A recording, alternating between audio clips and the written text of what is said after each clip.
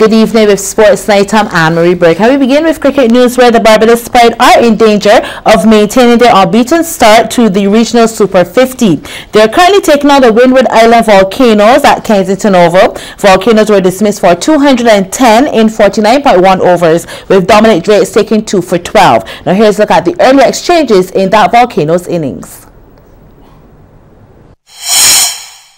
Volcanoes decided to take first knock and they set to task early. Devon Smith quickly dispatching this one to the ropes.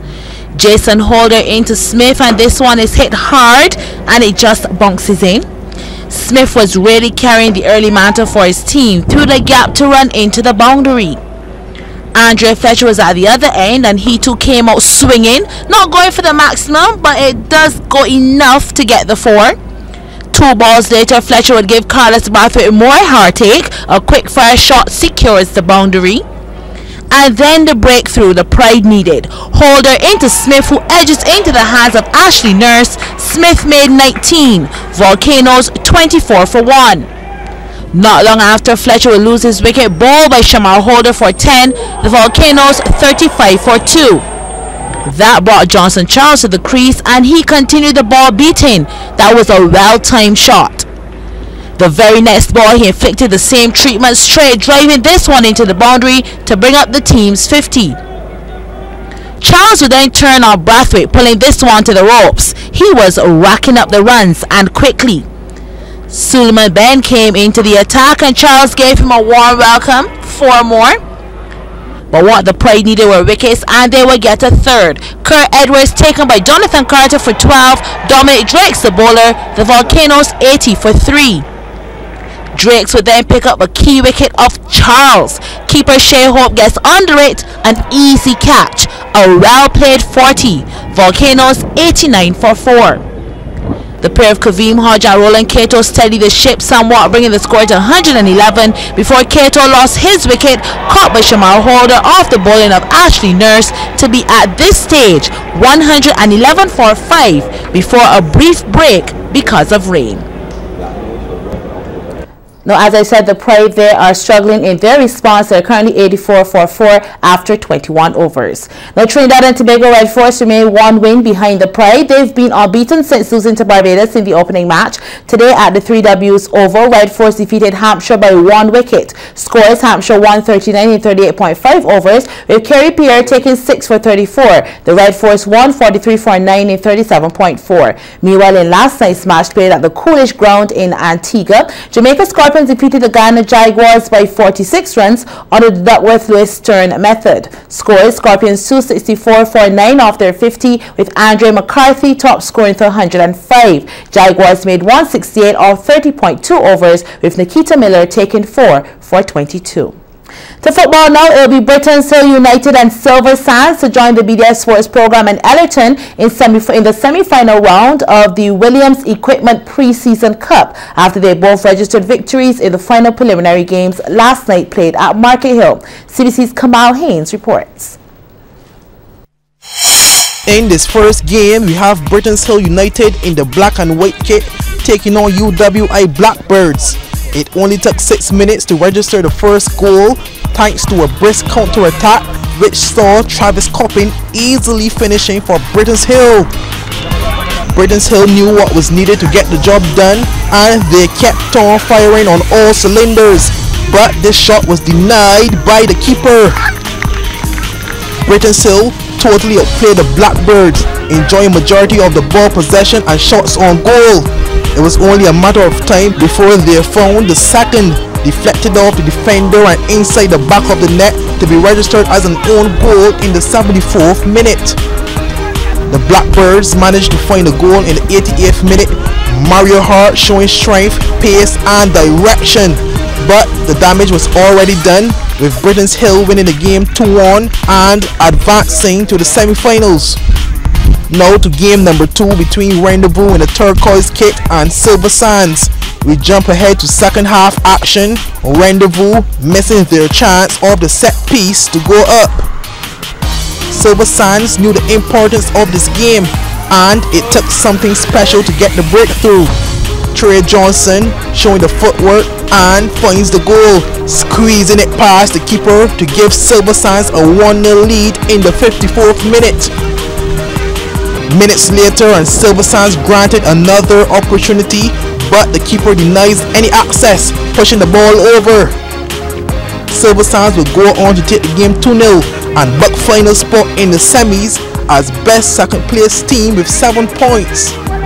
Kamal Haynes, CBC Sports. The semi-final round 1 is slated for this Sunday and will therefore see Brittenhill versus Silver Sands in the first game at 6 p.m. while Elton will play the BDF in the 8:30 fixture. Now coming up after the break, controversy in Masters cricket as tomorrow's series is postponed.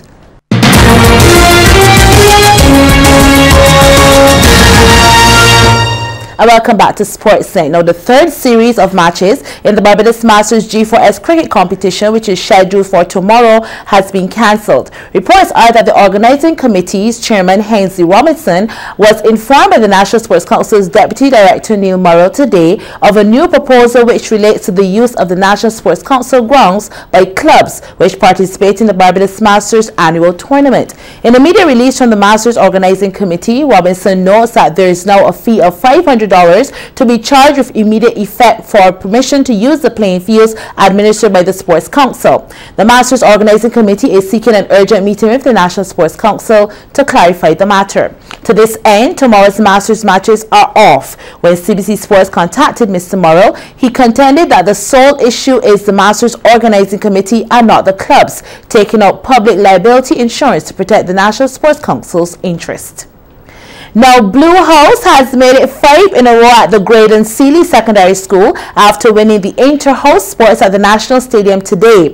Blue tallied 883 points, way ahead of Green in second with 772, while Orange took third with 636. Fourth to 6 went to red, yellow and white respectively.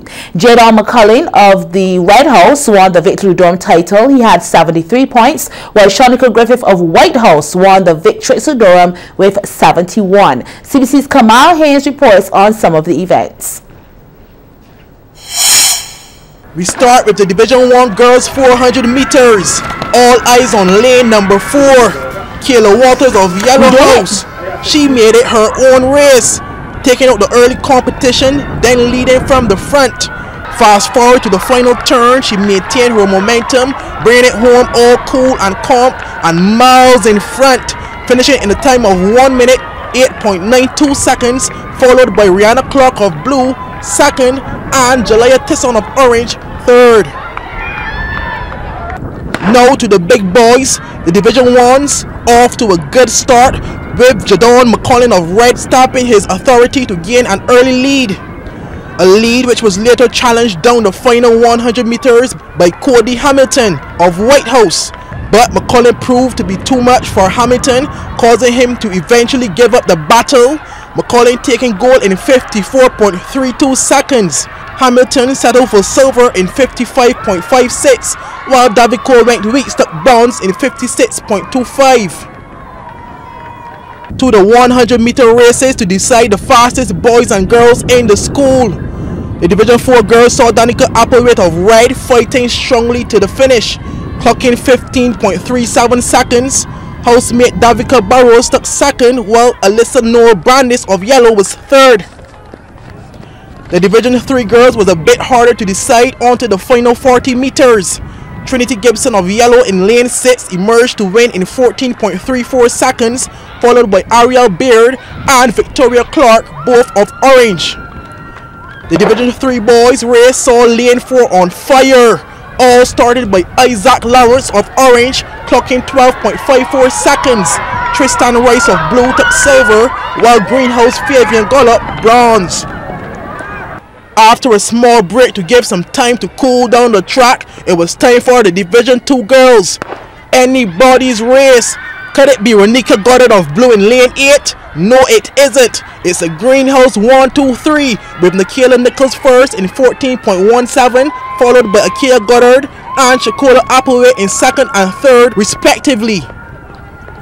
The boys Division 2 saw Ronaldo Simmons of Orange running in lane 3, giving it his all, taking gold in a time of 11.76 seconds ahead of Christopher Newton-Herod of Blue and Red House Veron Eiffel.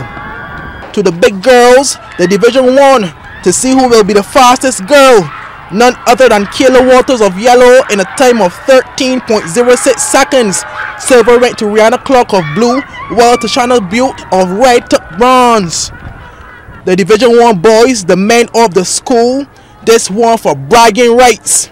Jadon McCollin of Red in lane 3 with express pace, easing home in 11.32 seconds, beating Cody Hamilton of White with 11.56, and housemate David Colway Weeks who clocked 11.80. Kamal Haynes, CBC Sports. Now here are some of the events happening tomorrow, February the 10th. The Barbados Relay Fair will be staged at the National Stadium from 10 a.m. and the Regional Super 50 will shift to Antigua with games at 9 a.m. and 2 p.m. That's us for this week. We'll be back on Monday with another long edition of Sports Night. I'm Anne-Marie Burke. Good evening.